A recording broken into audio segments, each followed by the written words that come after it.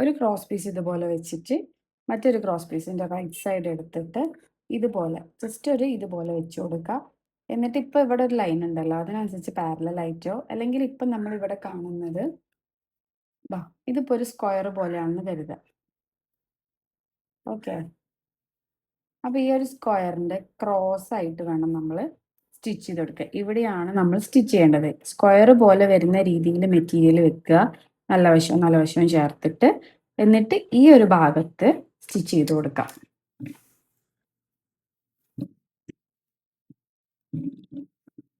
കുറച്ച് അടുത്ത് സ്റ്റിച്ച് ചെയ്യുകയാണെന്നുണ്ടെങ്കിൽ നിങ്ങൾക്ക് ഒരു ഒറ്റ തവണ സ്റ്റിച്ച് ചെയ്താൽ തന്നെ മതി കേട്ടോ.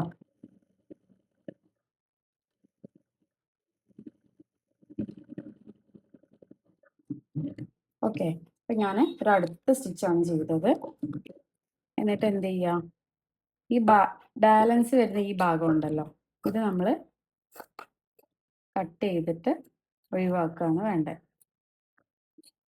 എന്നിട്ട് ഇതുപോലെ നിവർത്തി നോക്കുമ്പോൾ സ്ട്രെയിറ്റ് ആയിട്ട് വരും കേട്ടോ.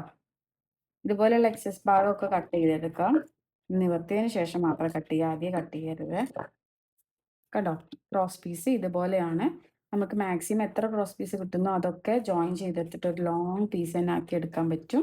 ഇതിപ്പോൾ ഒരു 1 ഇഞ്ച് വിടുത്ത് വരുന്നതാണ്. അപ്പം ഞാൻ ഈ 2 പീസ് കൂടി ആഡ് ചെയ്ത് കൊടുത്തിട്ട് ഇത് ലോങ് ആക്കി എടുക്കാൻ വേണ്ടിയിട്ട് പോവാണ് കേട്ടോ. ഓക്കെ.